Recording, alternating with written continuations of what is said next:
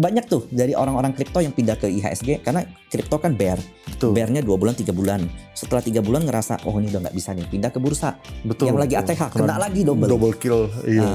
Jadi menurutku saat ini sedang ada proses akumulasi yang dilakukan oleh big player di mana size yang mereka incar itu minimal sama dengan size mereka nyangkut. Analisa Ko MY tentang banking Himbara selama periode King Wowo. Wih, Waduh. panggilan King Wowo ini.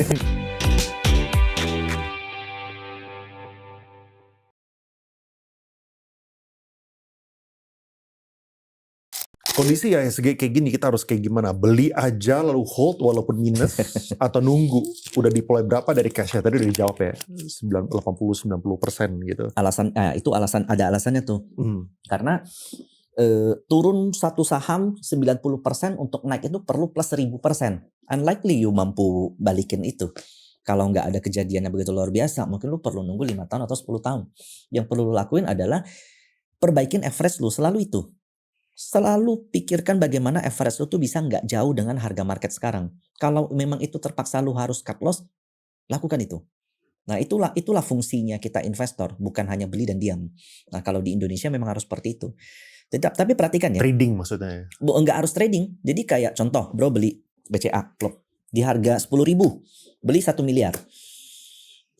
Bro ngelihat ada support penting atau enggak ada uptrend line penting yang nggak boleh jebol di 7.500 contoh. Itu artinya kan minus 25%. Di 7.500 jebol.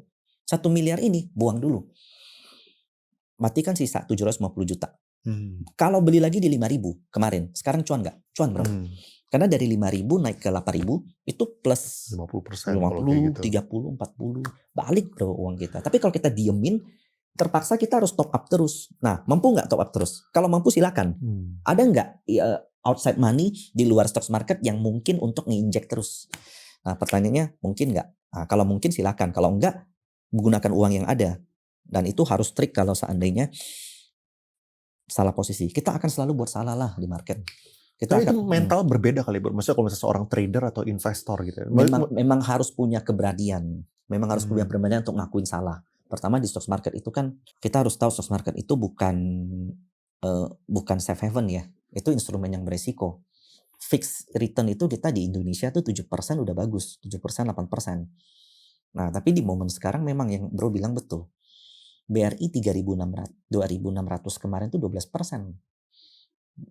Bank Mandiri di bawah 4.000 itu 10% lebih. Kita beli simpan 10 tahun langsung balik modal. Pasti balik modal.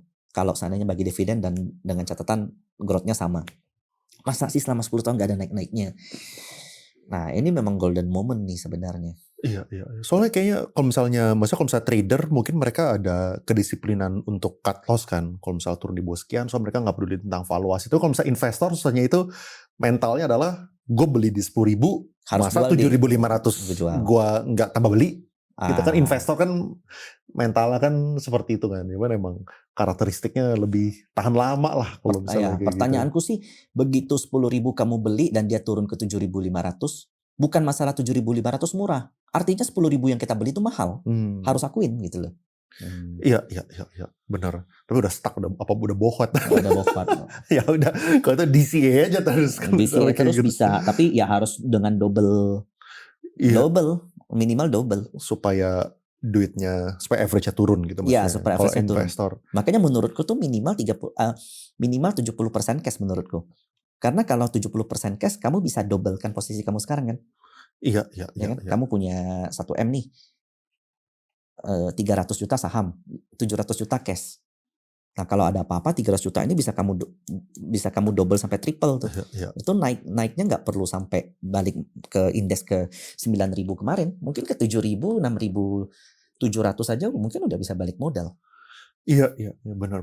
Yang berat adalah kalau misalnya mereka udah deploy semuanya di akhir tahun lalu tuh. Betul, itu yang apes tuh. Nah, itu yang jangan sampai kejadian.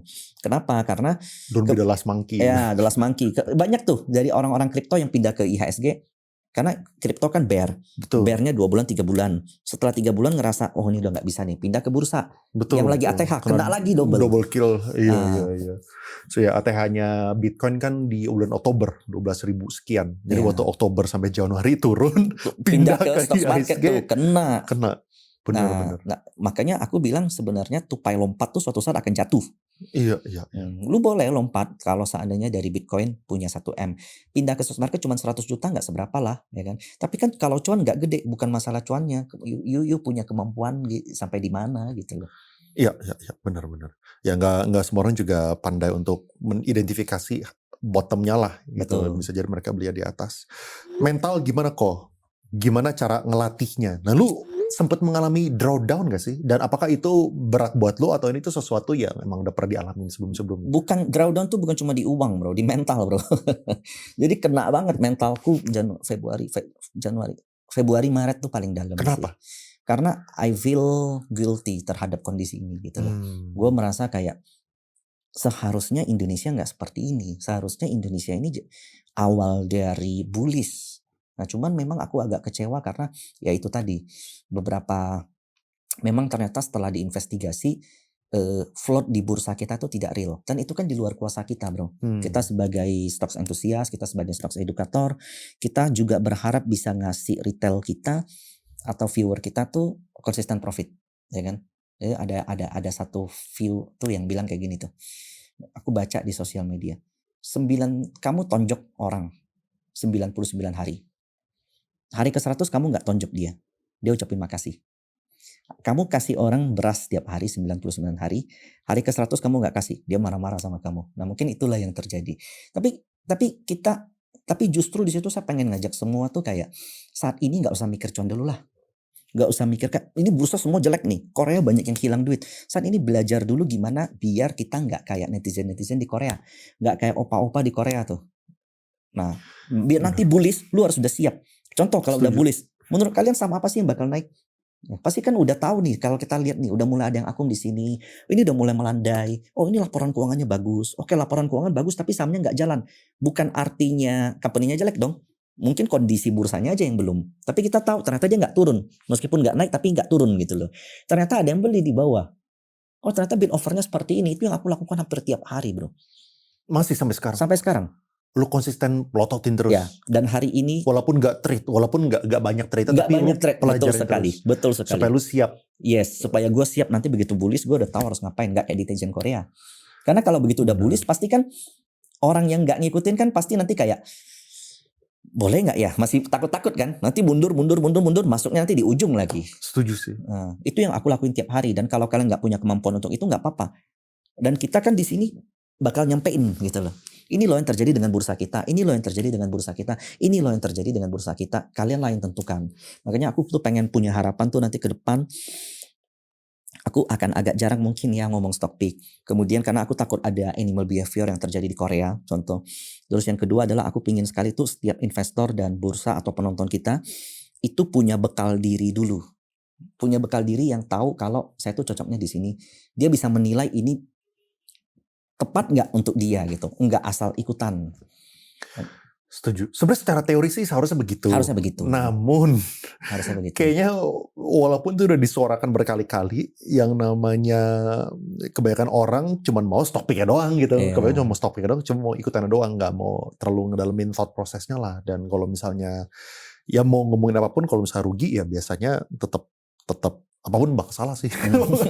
Tapi gue ada cara sih supaya ngasih tahu sesuatu yang konsisten selalu cuan. Ada bro, masukin deposito aja. Sebenarnya ada.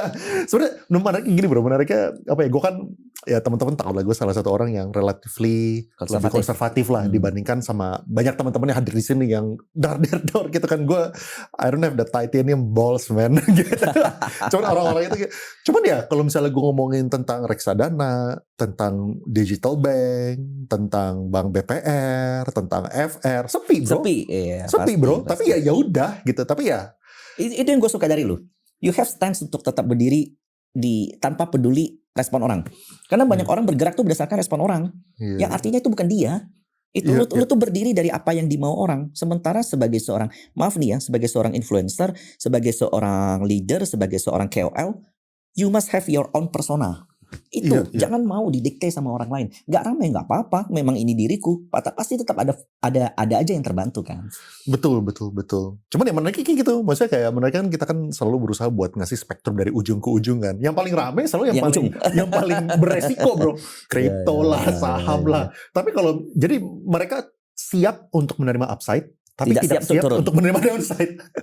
Tapi kalau misalnya yang ini mereka maunya itu nggak turun, tapi mereka nggak siap dengan kenaikan upside-nya cuma sedikit. Jadi kalau itu gimana ya caranya? Ya tapi ya seleksi alam lah, seleksi alam. Dan menurut gue makanya momen-momen kayak gini hal yang penting, terutama menurut gue teman-teman yang masih terus kayak lu ya, kayak gue salah satu hal yang kita harus belajar adalah tadi sih bahwa Bro Emia walaupun tidak trading tapi masih plototing terus gitu. Supaya ready gitu nanti once. Dan aku minta maaf juga kalau seandainya ada banyak buat kesalahan, banyak misview. Karena ini salah satu termasuk momen yang cukup jarang terjadi di bursa ya. Jadi memang aku masih adapt juga. Tapi I'm very ready sebenarnya. Karena aku tahu banget ketika bursa lagi bullish, ketika bursa lagi volumenya gede, ilmu yang dipakai itu pasti sama, bro. Flow, Broxum, TA, resistance, support, money managementnya gimana, saham apa aja yang naik. Udah aku buktikan itu pasti sama. Betul. Dan emang sulitnya kayak gini sih. Maksudnya supaya ya teman-teman mungkin kalau misalnya nominal udah cukup sizable ya, teman-teman bakal lihat gitu. Kalau misalnya lagi turun, itu nggak bisa keluar, bro. Nggak bisa, serem banget, serem. Gue kemarin pegang ada satu saham, padahal sahamnya ini market cap besar ya, tapi kalau misalnya waktu lagi turun, gila bakal ARB, bro. Wah, padahal gue bukan sampai kayak gimana, ini market ini salah satu perusahaan yang lumayan besar gitu. Dan tapi waktu market lagi rally, enak, rame. 1 tick 2 tick udah habis. Aku ambil contoh aja, bro. Sebut aja Raja. Raja kan perusahaan energi, punya Pak Happy Apsoro. Oke. Itu termasuk good company lah. Kalau market lagi sepi, bro. 970, 960, 950, 1000 lot, 1200, 1300, bro. Kalau lagi ramai bisa ada 100.000. Bayangin, 100 kali lipat. Jadi transaksi itu jadi enak sekali gitu loh. Nah inilah yang sebenarnya yang dimau sama indeks kan. Transaksinya real. Betul. Dan itu akan terjadi ketika bursa bullish. Nah sebenarnya kita tuh kalah sama Vietnam, bro. Iya. Nah Vietnam meskipun T plus 1,5, transaction harian mereka itu 20 T. 15-20 T. Kita sekarang kurang lebih segitu. Iya. Bahkan kadang-kadang lebih kecil juga. Kadang-kadang lebih kecil. Tapi transaction itu memang sesuatu yang tidak bisa direview dari dari waktu singkat. Memang harus period to period. Oke. Analisa Ko MY tentang banking Himbara selama periode King Wowo. Wih, panggilan King Wowo ini. Coba ingat. Saya lihat gini, bro. Dari indeks 5350 ke 6400. Itu rally terjadi karena intervensi lokal. Asingnya mau bergerak gimana-gimana kan. Ya. Dan intervensi lokal itu jelas sekali terjadi di blue chip kita. Dari BCA, Bank Mandiri, Telkom, Astra. Itu siapa yang beli, bro? Apa kalau lihat kan kemarin kan salah satu triggernya itu adalah waktu Pak Dasko sempat melakukan meeting segala macam. Tapi apakah pembeliannya itu dari BPJS lah, dari Taspen lah, itu udah kelihatan ke bank-bank Himbara? Itu harusnya kita ketemu, bro, di DPR. Oke. Cuma waktu itu aku lagi di Malaysia, makanya nggak ketemu. Nggak lama setelah itu Pak Dasko ada meeting, nggak lama terbang kan. Saya yakin itu 100% BPJS-TK yang beli. BPJS-TK dan fund-fund lokal kita yang lakukan intervensi. Gara-gara apa? Maksudnya apakah kelihatan dari Broxumnya kah? Kelihatan dari Broxum cara beli. Nah, karena kalau cara beli menurutku ya, cara beli yang benar tuh nggak kayak begitu. Cara beli yang benar tuh gini, pum naik. Nah ini tuh terlalu begini. Makanya kita semua dibuat kebingungan kan. Nah jadi memang ini pola belanja yang dilakukan oleh orang yang jarang belanja. Tapi dananya gede. Nah tapi itu hal yang positif menurutku. Karena dari semenjak di belahan bursa manapun, bro, setiap krisis itu selalu intervensi lokal. Intervensi lokal duluan untuk mancing confident dari investor luar. Nah saat ini investor luar belum kepancing nih confidentnya, bro. Belum kelihatan. Nah kalau kita bicara dari COVID aja perlu 20-an persen baru asing masuk. Nah kita sabarlah. Itu saya yakin sekali BPJS-TK dan fund-fund lokal yang beli. Itu satu. Nah kita tahu saat ini suku bunga Bank Indonesia kan 5,75. Bahkan rumornya mau 6%, bro. 6% itu pernah terjadi di 2023-2024. Waktu itu perbankan kita bagi dividen hampir double digit. Jadi bayangkan, di saat PE bank mahal, dividennya hampir double digit. Hampir. Kenapa? Karena pertumbuhan labanya tuh kenceng. Dan yang beli itu asing semua. Itu kenapa? Karena suku bunganya 6%. Jadi suku bunga 6% itu menguntungkan bank-bank besar. Karena kita nabung di BCA. Contoh saya punya 1 miliar nabung di BCA. 1 tahun bunga berapa sih?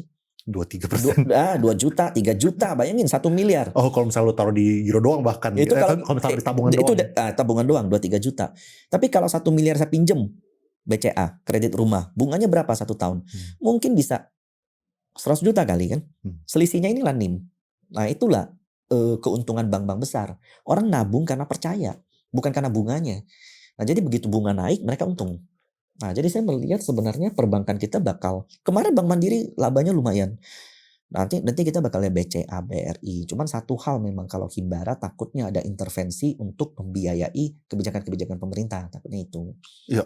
Tapi betul. memang sebenarnya kalau kita lihat ya bro ya, negara yang bankingnya itu minjemin dengan rate yang tinggi, susah maju bro. Sebut aja Venezuela, Argentina, susah maju. Makanya sebenarnya Pak Presiden pengen bank itu minjemin dengan bunga yang rendah, itu sebenarnya bagus untuk ekonomi sebenarnya. Iya. Sebenarnya. Tapi ya itu bisa terjadi kalau misalnya resiko orang-orang di NPL-nya itu rendah gitu kan. Kalau misalnya NPL kita relatif tinggi, spread-nya mereka butuhkan gitu kan. Itu yang lebih tricky kali ya. Betul. Coba lihat di Singapura itu bunga 2%, 3% itu udah tinggi banget. Oh iya. Kita, mereka punya deposito. Iya, 1%, 2%. Gitu kan. Lu coba deh beli asuransi di Singapura. Kaget pasti. Murah banget. Makanya orang Singapura itu, mereka tuh punya kemampuan untuk mutar otaknya tinggi. Karena mereka jual itu produk, bukan cuma nabung, selisih pendapatan dan bunga lalu dapat NIM tinggi. Mereka harus jualan kartu kredit, mereka harus jualin produk ini, produk itu, asuransi ini segala macam, dan marginnya masih tipis. Tapi akibatnya apa? Negaranya maju karena gampang cari duit. Iya. Ya kredit di negara-negara maju pasti terendah lah ya. Kayak di Singapura, Amerika. Oke, selanjutnya ini bro. Review IPO kemarin. Lu ngikutin gak sih saham-saham? Aku ngikutin pakai cash. Lu ikut IPO-nya? Iya. Yang mana aja? Semuanya bro. Lu namanya ikut? Enggak semuanya. Ini aku kasih lihat nih coba ya. Ini modal 25M bro.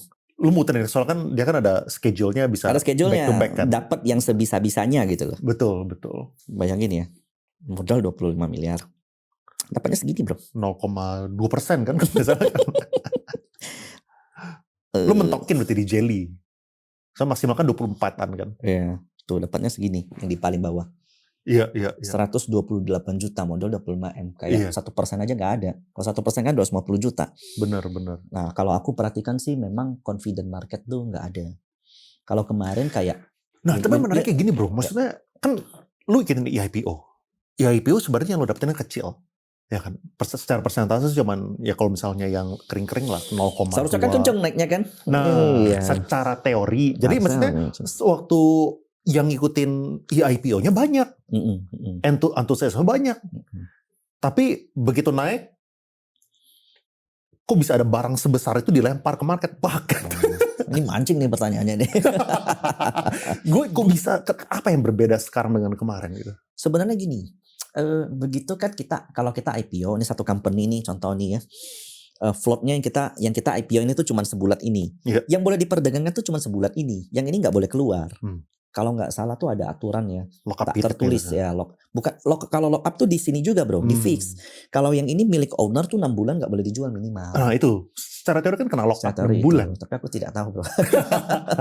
Lalu kemudian kebanyakan juga yang di sini itu barang sendiri bro. Jadi kayak lu company punya IPO nyari dana let's say 300 miliar. Yang masuk 300 miliar tuh ada uang sendiri juga. Nah, jadi begitu subs ini udah praktek lumrah menurutku ya. Begitu subs angka kecil yang kita dapat tuh bukan retail semua. Ada wealth juga yang nge-subs. Nah, cuman memang wealth-nya harus dibuat repot. Karena maksimalnya sekarang 10%. Betul. Jadi kalau minta contoh kayak funding 200 miliar. Dia subs 20 miliar maksimal. Kalau dia punya 2T mungkin loh. Dia mesti berapa akun. Pecah. Ada kemudian contoh dia dapat 100 akun pecah. Di hari ketiga dia jual semua 100 bisa. Bisa. Lu ngejar arah gak? Enggak. Bayangin ya, kalau gue ngejar arah pasti kena loh. Karena hari Betul. pertama transaksi 100 juta. Males ya 100 juta gitu loh. Hari kedua 100 juta. Hari ketiga udah bongkar. Betul. Kena pasti. Gue ada temen nih ngechat. Gila bro, gue pesen pakai jalur khusus lah. Yang sistemnya cepat. Sekuritas yang sistemnya cepat. Hari ketiga error bro. Kalau dapet habis gue. Hoki tuh dia tuh. Hoki dikasih error. Oke, karena itu bener-bener you win big, you lose big. Kalau misalnya ngejar arah ya. Kalau kena semua, pasti kena semua.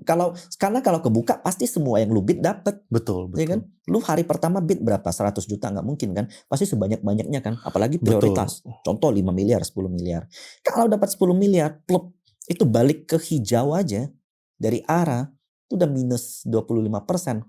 Iya, dari arah ke ARB udah minus setengah, 10M sisa 5M. Kalau cepet jualan. Betul. Itu kan mesti standby terus. Banyak kan kasus kayak begitu. Betul.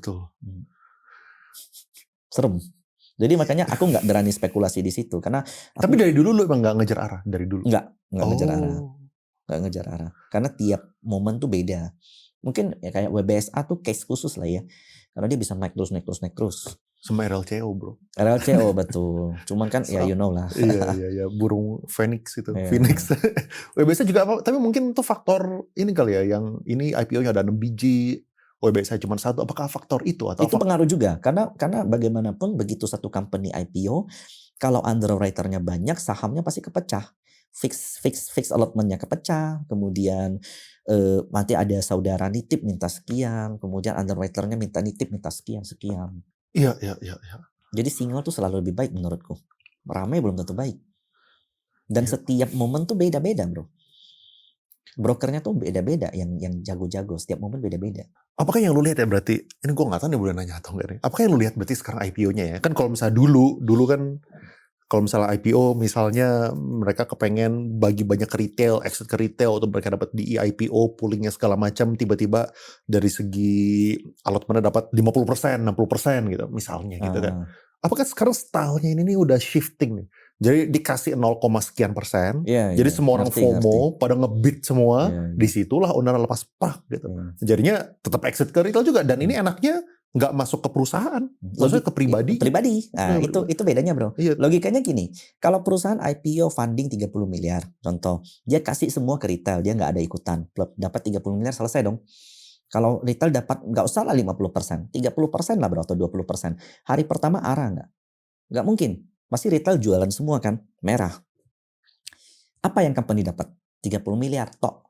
Itu belum dipotong sama biaya fee underwriter, biaya bagi-bagi ke sana sini, mungkin yang dia dapat mungkin cuma 20 miliar.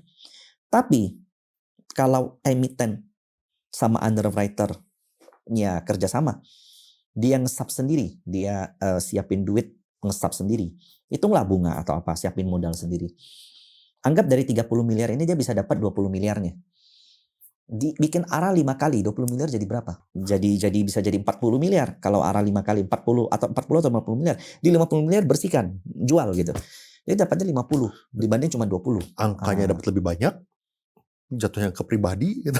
Gampang lagi. Gampang lagi. Itu gampang karena hype IPO kan kenceng. Nah, benar.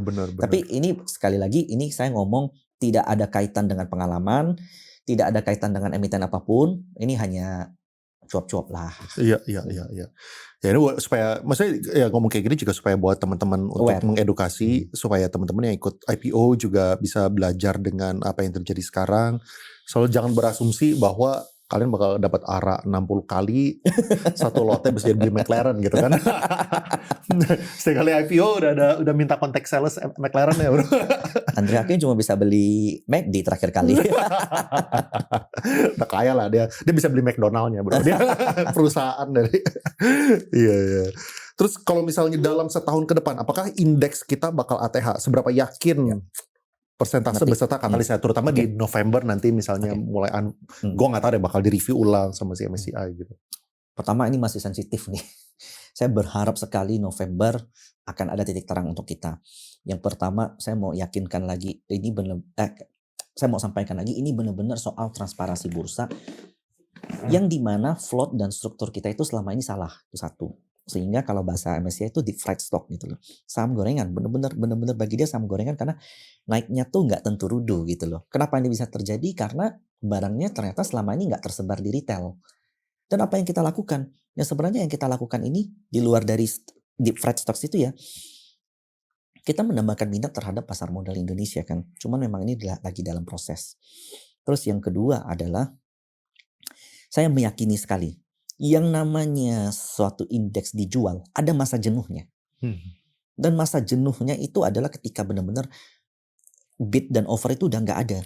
Kayak udah benar-benar likuiditas hilang, dijual pun udah capek. Nah akan ada momen dia mulai naik tuh. Nah momen itu akan terlihat ketika ada akumulasi yang dilakukan secara perlahan. Coba ada teman-teman perhatikan. Sekarang setiap saham naik agak terlalu kencang, dibanting ke bawah kan. Banting ke bawah. Di bawah ada yang beli. Pas ada yang beli, tapi nggak langsung naik. Naik sedikit, jual lagi naik sih. Itu proses akumulasi menurutku. Tapi nggak semua saham. Jadi menurutku saat ini sedang ada proses akumulasi yang dilakukan oleh big player. Di mana menurutku ya, size yang mereka incar itu minimal sama dengan size mereka nyangkut. Contoh mereka lagi nyangkut 1T di atas. Di bawah mereka beli minimal 1T. Kalau baru beli 100 miliar, naik buat apa bro? Ya kan? Masih rugi 100 miliar dengan 1T. Nah itu alasan kenapa setiap naik, mereka punya sahamnya, yang di atas mereka punya, di bawah mereka masih punya. Kita beli maksa naik kencang, apa yang mereka lakukan? Jual, beli lagi. Sampai di bawah muatan udah penuh, naik baru distribusi. Itu untungnya kalau kita seandainya bisa berpikir jernih tanpa terikat dengan emosi-emosi dan pokoknya kayak sifat-sifat buruk kita yang kita bawa-bawa terus. Karena stock market itu simple, supply and demand.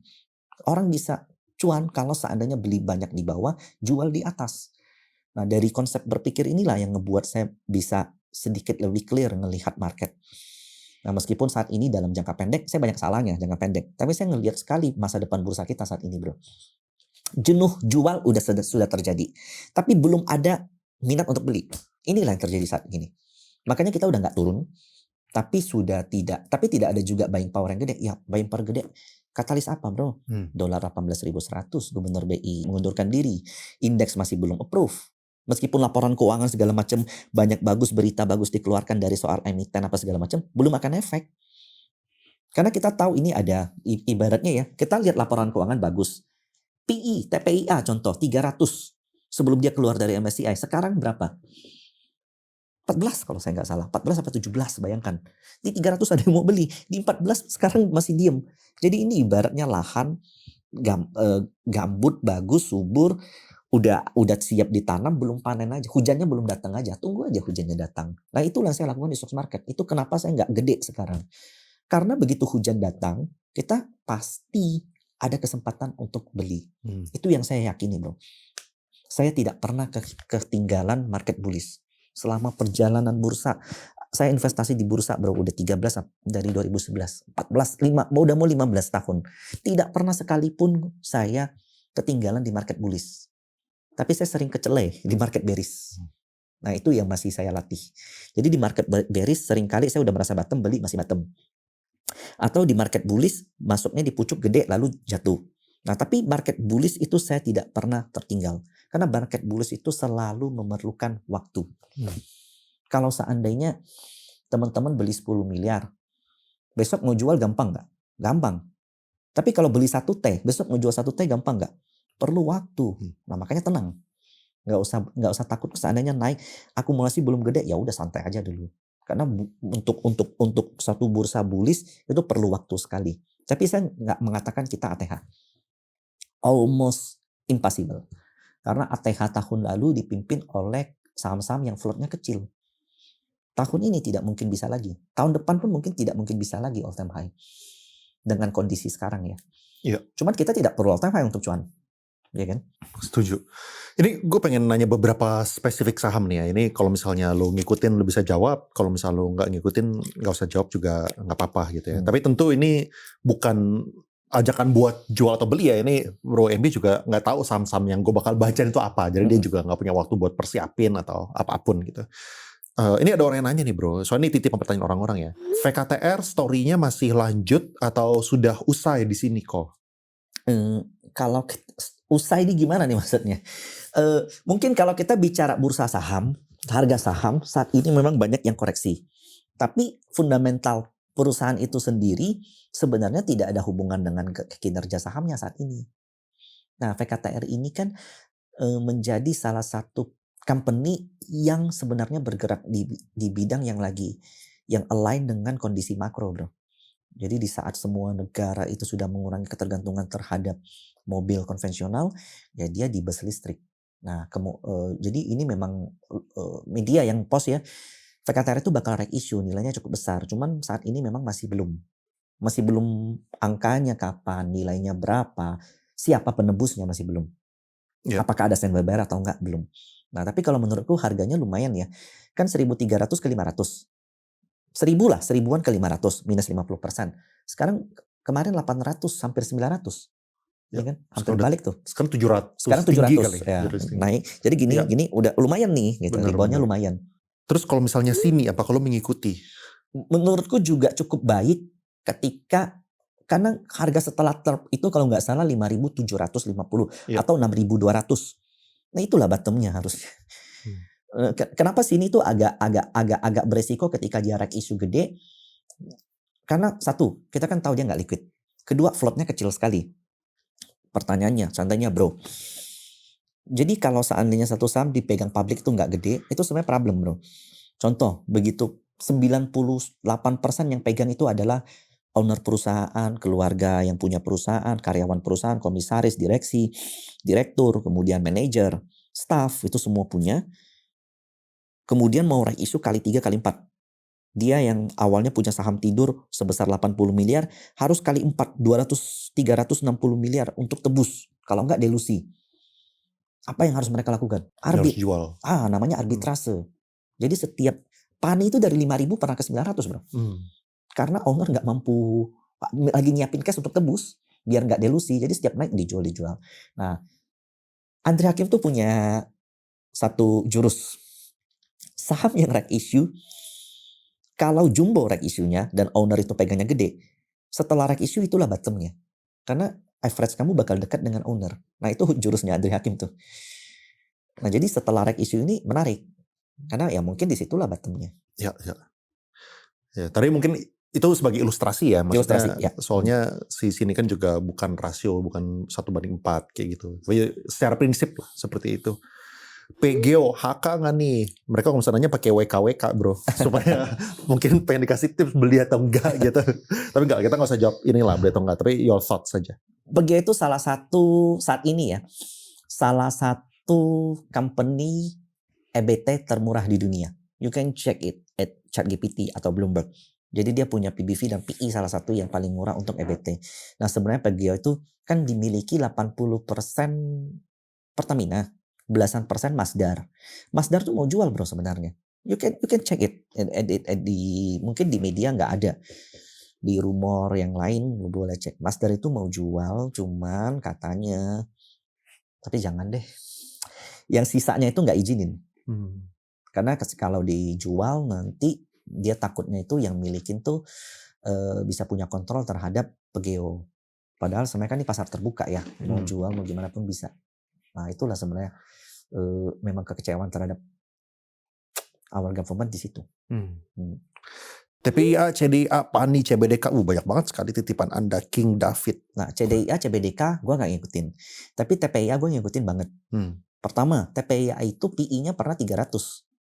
Itu yang ngitung valuasi TPIA pun bingung gitu loh. Analisnya TPIA sendiri pun gak pernah ada mau nanya gimana dia mau justifikasi PI 300. Kemudian karena terjadi data open 1%, kemudian TPIA ternyata nggak memenuhi batas threshold dan keluar, harganya dari 11.000 turun ke 1.000, sekarang 2.000 ya, 2.000. Sekarang 2.000 ya? 2.000 bro. Gua nggak ngikutin. Bayangin 11.000 ke 2.000. Jadi kan minusnya 70%, 80% lah. Bayangkan kalau nggak cut loss, habis pasti. Makanya setiap entry di saham-saham, di apapun, saham apapun, kita harus punya batasan tuh untuk perbaikin average kita. Nah, saat ini aku pribadi ngelihat TPIA pakai banget. Kenapa? Karena PI TPIA saat ini itu berada di angka 16 apa 14. Di 300 saja masih ada yang mau beli. Oke, tapi apakah itu alasan untuk beli? Enggak juga. Kedua, TPIA saat ini asing tuh paling doyan main di situ. Teman-teman boleh cek di luar dari BCA ya. TPIA, Aman, Teams, MDKA itu asing paling demen masuk ke TPIA meskipun kadang masih ada jual beli. Itu yang kedua dari Blocksum. Yang ketiga, ternyata setelah keluar dari MSCI ada yang serap. Harganya tidak turun di bawah dari akhir ex-date. Yang keempat, Pak PP melalui TPIA itu ada rencana untuk meng-IPO-kan Ester. Ester itu company di Singapura. Asetnya itu paling gede kalau saya nggak salah tuh di Jurong. Jadi boleh dikatakan, coba cek deh, Ester itu mengcover berapa persen energi daripada Singapura. Aster itu 80% dimiliki TPIA, 20% Glencore. Dan itu bakal IPO di Singapura mungkin tahun depan. Nah, kemarin ini baru keluar berita nih. Pendapatan TPIA itu 800-an triliun kotor. Nah, bersihnya itu mungkin 12-an atau 20 T. Itu plus berapa ratus persen dibanding dengan tahun lalu. Tapi kok belum gerak? Ya marketnya masih begini. Aneh kan kalau seandainya IHSG plus 0%, ada satu saham yang arah, almost impossible. Jadi yang paling menarik saya perhatiin ya, Bro Leon ya. Even ada satu saham yang multi bagger pun, itu selalu di momen market bullish, benar nggak? Pani, meskipun dia punya story yang menarik, yang memang berbeda dengan orang dengan yang lain, dia mencapai multi bagger di market bullish. Hampir nggak pernah saya lihat ada satu saham yang naik kenceng, transaksi gede, itu di market biasa-biasa aja. Kita contoh Ades. Ades itu kan naik kenceng sekali. Transaksi satu hari 100 juta bro. Itu mereka yang punya 500M gimana jualnya? Nggak ada gunanya, on paper doang. Jadi satu saham yang naik real organik, kemudian itu bisa memberikan keuntungan dan kesenangan, energi yang baik untuk kita semua, itu selalu terjadi di market bullish. Jadi di market bearish gini gimana cara cuan? Nggak usah dulu lah. Tapi gimana cara cari cuan ketika market bullish nanti? Itu yang harus dicari tahu. Ini ada pertanyaan selanjutnya untuk saham yang tadi disebut tuh, Aman. Aman oke nggak kok? I'm bullish with Aman. Alasannya kenapa? Karena tech story itu. Kebutuhan terbesar terhadap Kopernya. Ya, terhadap itu adalah Cooper. Aman itu 62% Cooper. Sisanya itu emas. Dan tahun depan dia bakal dobelkan outputnya terhadap Cooper. Ini manajemen yang bilang. Terus pas benar apa enggak saya nggak tahu. Mesti tanya Pak Agus Projo. Bener bisa nggak dia dobelkan outputnya? Tapi kalau 60% itu didobelkan, maka pendapatannya itu bakal 2 kali lipat minimal. Dan Cooper itu udah naik 18% year to date apa 1 tahun saya lupa. Aman itu PE-nya pernah di 40, harganya kan pernah 10.000 apa 11.000. Sekarang 4.000 bro. Iya. It's very cheap. Dan setelah keluar indeks, nah ini saya pernah bilang, Aman tuh problem. Kenapa? Karena kalau kita lihat kepemilikannya, PT itu nggak pernah diakuin sebagai float sama MSCI. Karena bagi MSCI itu kalau PT udah beli disimpan, nggak diperdagangkan. MSCI itu pengennya orang beli jual beli biar liquid. Nah itu sebenarnya kenapa MSCI itu suka sama negara yang partisipan retailnya gede.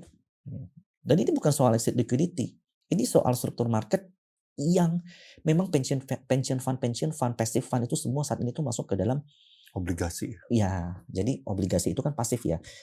Kebanyakan orang belinya tuh saham-sahamnya tuh mengikuti index method. Nah itu alasan kenapa MSCI itu galak sekarang. Karena ternyata Korea aja nggak masuk negara maju. Alasannya apa tahu nggak? Karena Korea won itu nggak bisa diperdagangkan 24 jam. Bayangin. Cuman karena itu. Sebenarnya secara size mereka udah bisa masuk. Tapi ternyata setelah investor jual saham Korea, saya orang Amerika, ETF Amerika, fund manager, invest di Kospi plus 20%, saya jual nih, plep. Mau jual ke dolar nggak 24 jam, susah. Oh nggak boleh. Bayangin kan? Iya, benar. Ya.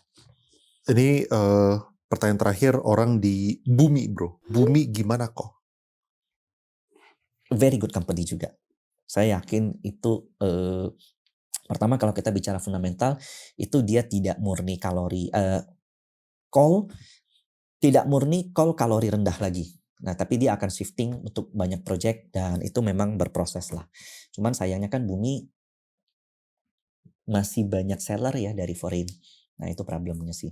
Tapi I do agree bahwa tadi saham-saham yang ditanya itu kebanyakan energi. Kebanyakan komoditas, dan itu menurutku yang nanti bakal roll the game. Nah, coba lihat ya. Setelah Kospi koreksi, negara apa yang nomor 1 naik di dunia? Ada yang tahu nggak? Sebentar ya, aku ada nih. Waktu itu aku cek. Ini Bloomberg yang temuin. Jadi duitnya dirotasin kemana? Ya, gitu maksudnya? Nigeria. Jadi Nigeria itu stand alone market di bawah Rusia. Kurang lebih sama dengan Rusia. Jadi MSCI bakal masukin Nigeria ke frontier. Size-nya kecil sekali memang. Tapi dia naik 68% tahun ini. Nigeria itu commodity country. Artinya apa? Yang ternyata narasi yang muncul di awal yang cocok logi itu ternyata memang benar kejadian. Mulai kejadian. Bahwa memang ada rotasi dari tech sektor yang bubble. Bubble-nya itu bukan karena masa depannya jelek, tapi uang ini tuh lagi kabur gitu loh. Jadi ibaratnya lagi ngumpul nih, semut-semut nih, dilemparin satu batu, semutnya kabur, pindah. Ini nanti biar pasti bakal dikerumunin lagi someday. Karena tech itu aja perlu waktu 4 tahun. Dari 2021 collapse, 2026 baru naik lagi. Jadi memang uang tuh selalu muter dari satu tempat ke tempat lain, ke tempat lain, ke tempat lain, ke tempat lain, ke tempat lain. Iya. Amat sayang sekali kalau seandainya pas era commodity boom ini, government kita belum berbenah. Itu amat penting, amat trust terhadap pemerintah kita belum pulih. Itu amat sayang sekali.